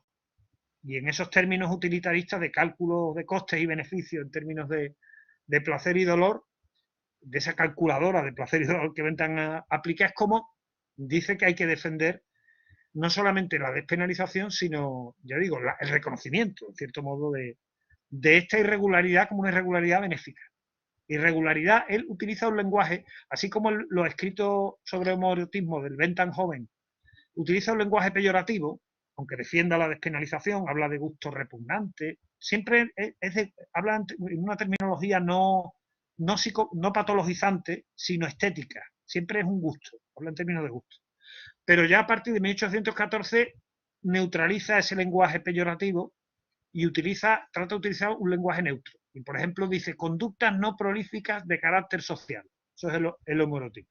Frente a conductas no prolíficas de carácter solitario, que sería el onanismo o la masturbación. O sea, busca un lenguaje neutro que evite que se vehiculen posibles prejuicios en el discurso y en la argumentación. En fin, yo creo que eso hace atractivos estos textos, aunque digo también que no, en fin, que nos ha costado traducirlo y que la lectura de Bentham a veces es tortuosa, que no es fácil. No es fácil, no es fácil. Y una pregunta, en alguien como Bentham, evidentemente no se contempla el homoerotismo femenino, ¿o sí? Él lo menciona, sabe perfectamente que existe, pero considera que la discusión en su época, el debate en su época se plantea en relación con el del dominante, claro, que es el homoerotismo masculino. Porque el femenino viene a decir que no tiene, no es discutido porque no es considerado ofensivo al mismo nivel que el masculino. Entonces lo menciona, pero lo deja completamente de lado. Él no utiliza la palabra homoerotismo, nosotros hemos utilizado ese título porque homosexualidad tiene unas connotaciones patologizantes que son anacrónicas en la época de Bentham. Y al mismo tiempo, sodomía nos parecía que porque sodomía tampoco lo utiliza, él utiliza pederastia. Pero si ponemos pederastia, el lector actual se podía confundir también. Aunque es verdad claro que Bentham llega a sostener cosas un poco fuertes para nuestra época, es decir, tampoco hay que ser anacrónicos con él. Por un lado, con la masturbación, como hemos visto, pero es que llega a decir incluso que es recomendable que los preceptores, que los padres dejen a los preceptores que tengan tocamientos con sus hijos, porque de esta manera evitan que se masturbe. Y que, con todas las secuelas que eso tiene, claro, son un tipo de afirmaciones que resultan muy chocantes, pero que Bentham hace en el texto, ¿no? Como también piensa que las relaciones homoeróticas no producen enfermedades venéreas. Piensa que son solo las heterosexuales, en terminología actual, las que producen enfermedades venéreas, pero no las homoeróticas. Y es otra de las ventajas del homoerotismo, según Bentham. Es toda un mapa mental que hay que contextualizar muy bien, ¿no? Sí. En la época y además en su país, porque la situación era diferente, como bien apuntabas, en otros países, y sobre todo a partir de la Revolución Francesa, el Código Napoleónico, etcétera, Napoleón, ¿no? Ujú, efectivamente. ujú. Muy Con el bien. Código de 1810 se despenaliza en toda la Europa ocupada por Napoleón, es la tradición liberal. Ujú. Pues la lectura que teníamos para hoy era este artículo titulado Cuerpos ambiguos, elementos para una genealogía de la intersexualidad, que algunos de cuyos aspectos, ¿no?, nos has ido comentando implícitamente al hilo de tus libros. ¿Qué es lo que realmente querías decir cuando escribiste Cuerpos ambiguos? ¿Estabas hablando del presente más inmediato? Claro, una vez más el punto de partida, por eso digo que yo entiendo estos trabajos como el intento de plantear problemas filosóficos, conceptuales, con los instrumentos de la ciencia histórica. Entonces, el problema que me encuentro es ese elemento en las legislaciones de muchos países, no solo europeos, en Argentina, en Dinamarca, en Alemania, en Australia. El caso que comento de partida en este artículo es un caso australiano, precisamente. La aparición de un tercer espacio, de un tercer género reconocido como una posibilidad por por la misma legislación. Eso, de entrada me parece que introduce un acontecimiento, un novum, por así decirlo, que obliga a reflexionar cómo se ha llegado hasta ahí. Entonces, a partir de ese acontecimiento, yo primero intento trazar cómo a partir de los 90 se cuestiona por parte de las organizaciones del movimiento de intersexuales, pero también por toda una serie de trabajos en las ciencias sociales y también por una famosa polémica entre Money y Diamond, cómo se cuestiona el, el modelo, el paradigma de Diamond de la cirugía de normalización genital, que trataba de, basándose ahora en el género y no en rasgos, en marcadores biológicos de base, de interiorizar en aquellas anatomías sexuales atípicas, normalizarlas, ajustándolas a un patrón binario, a un patrón cisgenérico.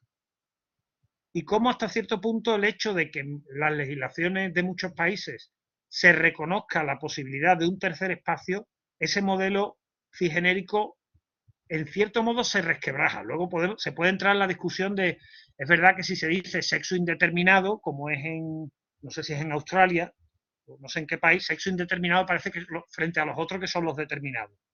O sexos otros que puede ser algo incluso despectivo. Pero bueno, el hecho de que se abra un tercer espacio legalmente reconocido parece que resquebraja la manera de pensar en Occidente de larga duración, desde luego desde la Edad Moderna, que es un modelo cisgenérico, binario, de que en la especie humana solo se pueden reconocer dos géneros, como posibles, como factibles. Y todo lo que se salía de ese modelo binario pertenecía al ámbito de lo abyecto, de lo monstruoso, de lo no humano en último término. Money sigue heredero de ese modelo cisgenérico, lo que pasa es que él lo defiende no como algo dado en la naturaleza, sino como algo que tenemos que configurar a través de cirugía de normalización genital. Es decir, se elige el género del sujeto, normalmente siempre por una cuestión técnica suele ser el femenino, en los casos de anatomías sexuales dudosas o intersexuales, y se trata de que el cuerpo sea ajustado, se construye un simulacro somático ajustado a ese género elegido y luego se le dice a la familia que tiene que educar a la criatura conforme al género que ha elegido. Y se tutela, en cierto modo, a distancia, la acción de la familia, la acción educativa. Claro, lo que yo trato de ver en este artículo, que es un poco un resumen esquemático de algo que he dicho en otros sitios de una manera más extensa, aquí lo hago más simplificado, más esquemático, es ver cómo las maneras de construir la experiencia de las personas con anatomías sexuales atípicas, siempre dentro de un esquema binario, de un esquema dimórfico, cómo han ido cambiando a lo largo de la historia. cómo han ido variando tanto el saber, la manera de conceptualizar desde los discursos especialistas o de los discursos expertos de la ciencia, cómo se ha codificado esas anatomías sexuales atípicas, pero también viéndolo en relación con las relaciones, con la manera de gobernar, cómo se gobiernan los seres humanos entre sí, a partir de las relaciones de poder. Entonces yo pongo en relación las formas de biopoder, por usar el concepto de Foucault, desde el absolutismo o los despotismos ilustrados del siglo XVIII o del siglo XVII hasta la cultura, hasta digamos la forma de gobierno neoliberal de las conductas, pasando por el estado social, del bienestar, o pasando por el liberalismo, por las biopolíticas liberales, cómo hay una conexión entre esas formas de biopolítica y las maneras que tienen los saberes de afrontar la experiencia de las anatomías sexuales atípicas para encajarlas en el molde de los dos sexos y los dos géneros. Y me parece que a partir de los años 90-2000, por la crítica del activismo intersexo, por las iniciativas de las ciencias sociales y las humanidades, intentando mostrar que esa división tiene un carácter político y no se asienta en ninguna realidad biológica, o a través también de la polémica entre Diamond y Money, cómo se encuentra en cierto modo en entredicho ese modelo binario en nuestras sociedades. Lo analizo ahí a través del problema de la intersexualidad. Se puede analizar también en relación con la transexualidad, claro. Yo lo analizo ahí con la intersexualidad, que me parece que es un ámbito menos estudiado. Me parece que hay más estudios trans y sobre el ámbito transgénero que sobre el tema intersexual, que es un ámbito como más desconocido, donde el activismo es menos potente, es más minoritario, donde se entremezcla un activismo vinculado al género con un activismo más vinculado a las discapacidades, sobre todo en las asociaciones de familiares de personas con lo que se llama trastornos de desarrollo o de desarrollo de género. Entonces, ese es un poco el enfoque del artículo. No sé si habrá a lo mejor dudas o asuntos que quieran preguntar. Claro, ahora lo que podemos hacer es, muchísimas gracias Paco, Gracias. es abrir un breve turno de preguntas, de dudas, yo felicitaciones ya te las doy todas, ya de entrada, porque yo estoy con la boca abierta con este recorrido que nos acabas de hacer al calor de algunas de tus obras. Si hubiera alguna pregunta, algún comentario en torno, podríamos empezar sobre este artículo. ¿Alguien le ha suscitado algún interrogante o quiere preguntar algo al profesor Vázquez García? Quien lo desee que levante la mano sin problema. Iris, adelante.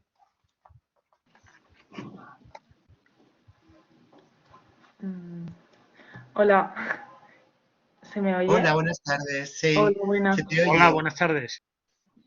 Pues a ver, en realidad mi pregunta no es sobre el artículo en concreto, es sobre otro de los temas que se ha hablado, pero la puedo hacer igual, ¿no? Sí, hazla. Vale, Venga. vale. Claro.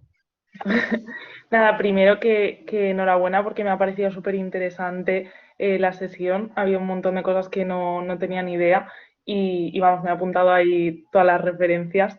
Te quería preguntar sobre el libro de Cómo hacer cosas con Foucault, que no tampoco lo conocía, pero la verdad es que ya el título me ha llamado un montón la atención porque, a ver, yo, bueno, trabajo más sobre crítica feminista y bueno, para mí Foucault es un autor que cuando lo conocí como que me fascinó, ¿no?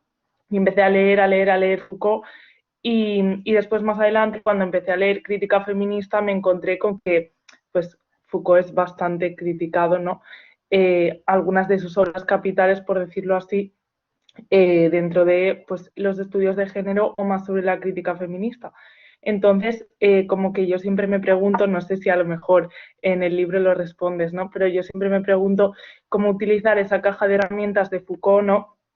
Asumiendo pues algunas críticas que a mí personalmente sí que me parecen bastante razonables sobre, pues por ejemplo, hay varias autoras que suelen criticar la perspectiva, ¿no? Desde la que se enfoca la historia de la sexualidad y cómo se invisibiliza a las mujeres, ¿no? Muchas autoras, bueno, algunas hablan de por ejemplo, que se trate una especie de sujeto universal, ¿no?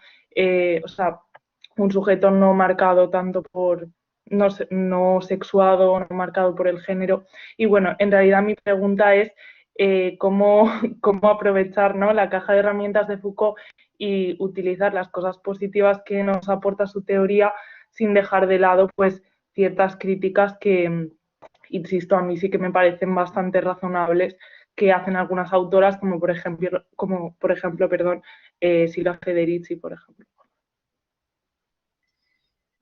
Sí, Iris, muchas gracias por la pregunta. No, es totalmente pertinente. Yo algo he dicho cuando nombré Sexo y Razón, que uno de los déficits en Foucault, aunque es verdad que hay toda una discusión dentro del feminismo alrededor de qué puede aportar Foucault al feminismo, y hay una bibliografía extensa. Yo en el libro de Cómo hacer cosas con Foucault, un poco hago referencia a esa bibliografía y esa controversia.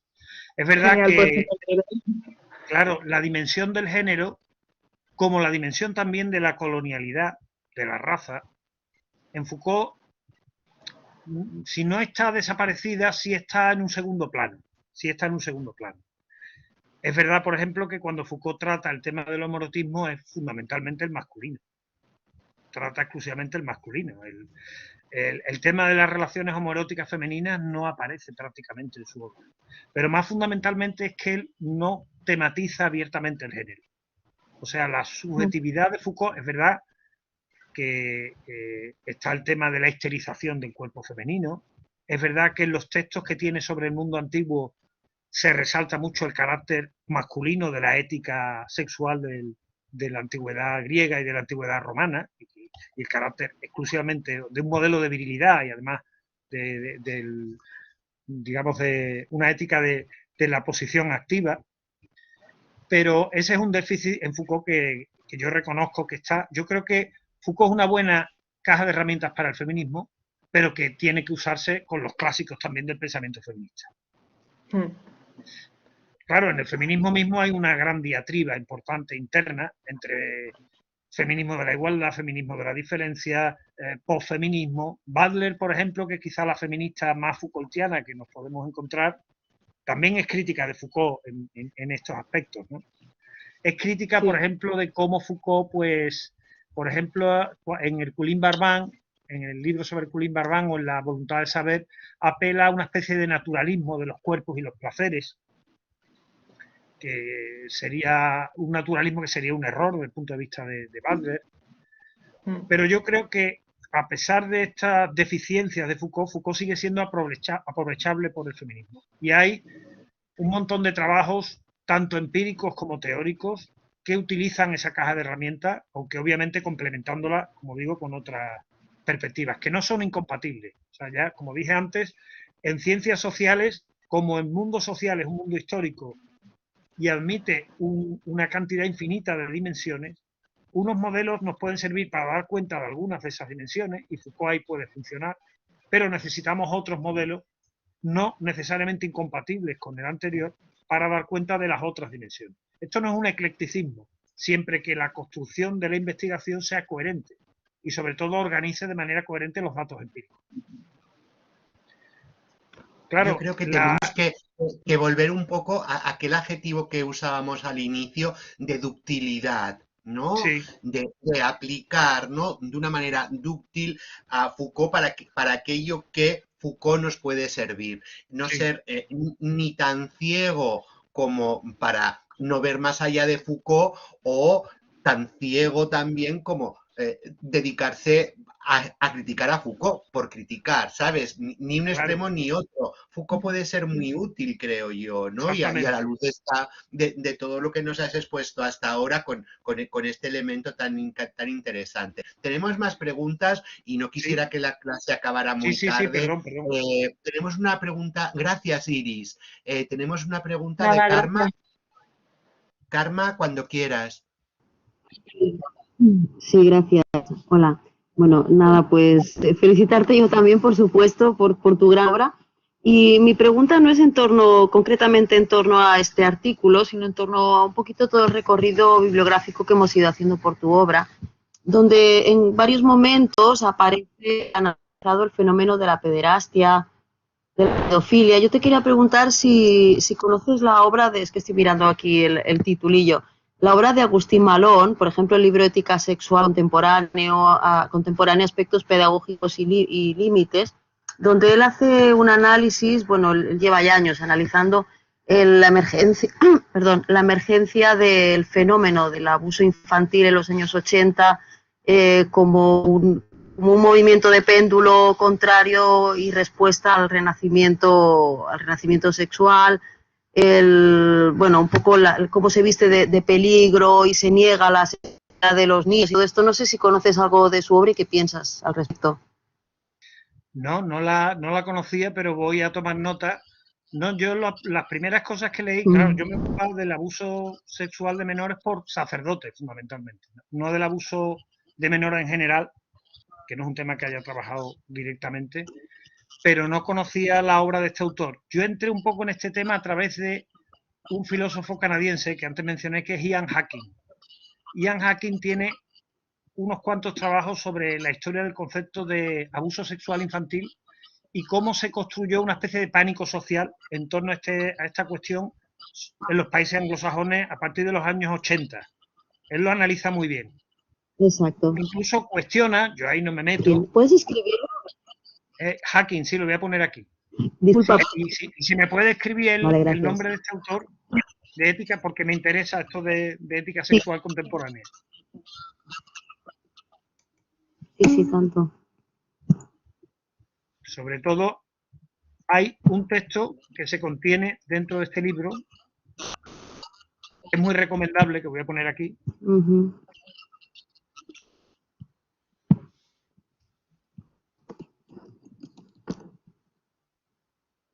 Este libro es muy útil porque a ustedes le habrán hablado mucho de la construcción sexual, no, perdón, social, que como estábamos hablando de sexualidad, la construcción social de qué, no sexual. Ustedes le habrán hablado mucho en las clases de construcción social, de esto es una construcción social. Bueno, pues lo que planteas aquí en el libro es la construcción social de qué es el concepto de construcción social. Y dentro de ese libro hay un capítulo sobre el abuso de menores, que es donde yo empecé un poco con estos temas. Muchas gracias. Muchas gracias. Aquí. Muchas gracias. Gracias. Muchas gracias, Karma. Hemos intercambiado tenemos tenemos una última pregunta de Gustavo Adolfo Santana. Gustavo, cuando quieras. Hola, pues yo me uno a las felicitaciones por la charla, la verdad que lo he disfrutado mucho y quería hacer una consulta como experto en Foucault.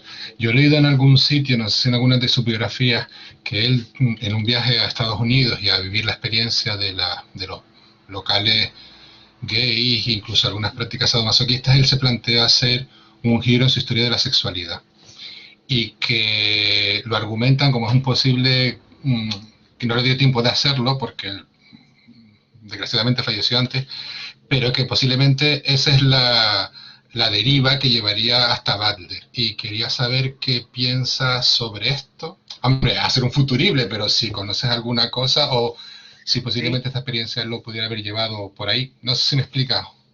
Sí. Sí, Foucault estaba muy interesado en el BDSM. Esto es un tema, el tema de la relación sadomasoquista como relación contractual y, por supuesto, consentida y entre adultos. Y él es verdad que tiene algunas, en los dichos y escritos, que recogen muchas, bueno, todas las entrevistas publicadas en vida y un montón de textos, son 4 tomos en francés, que es la versión, porque la versión española está incompleta. La versión francesa, ahí hay por lo menos una entrevista sobre el DSM, sobre el sadomasoquismo seguro. Y es verdad que Foucault quería escribir sobre eso. No exactamente rehacer la historia de la sexualidad, porque el último tomo que salió el año pasado, que se permaneció inédito muchos años, es el del cristianismo primitivo, pero sí quería escribir sobre esa cuestión. Y es verdad que ese es un tema que ha tocado después Judith Butler. Y es un tema que lo aproxima a Judith Butler ahí. Y quería escribir sobre eso, pero no llegó a hacerlo. Por lo menos eso dice él en la entrevista, que es un tema que quería tratar más adelante. Aunque no se refiere exactamente a la historia de la sexualidad. Sí, él defendía como relación sexual desgenitalizada. Un poco veía en el BDSM esto que él llama de manera un poco enigmática en La voluntad de saber, los cuerpos y los placeres. Él pensaba que la sexualidad era un dispositivo, una experiencia histórica, que lo mismo que los afrodisias griegos habían terminado, o lo mismo que habían terminado la carne cristiana, iba a terminar la sexualidad. Y vendría algo nuevo, que es lo que él llama los cuerpos y los placeres, que muy bien no sabemos qué es, pero que el BDSM hasta cierto punto puede representar, en tanto que él veía esa relación como una relación que iba más allá de la sexualidad, iba más allá del genitalocentrismo, podríamos decir. Es verdad que hoy estamos contemplando y aquí me atrevo a ser un poco futurible, de referencia a futurible, una cierta erosión de las identidades sexuales.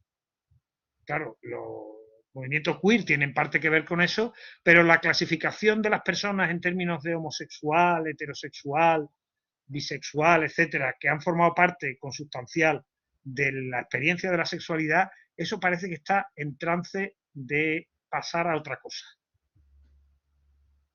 Y cada vez la gente está afrontando más las relaciones, el erotismo, como en cierto modo se afronta la gastronomía, por así decirlo. Es decir, un tema donde no se definen tanto las identidades.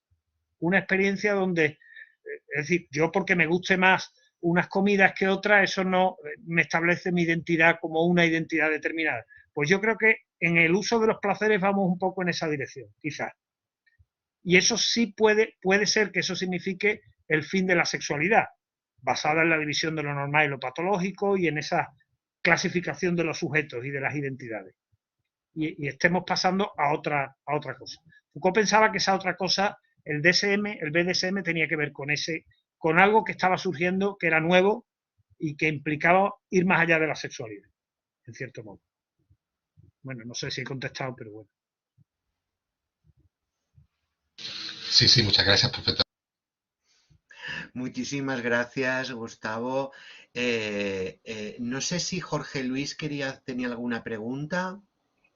No tengo ninguna pregunta, solamente agradecerte, Paco, por este recorrido maravilloso.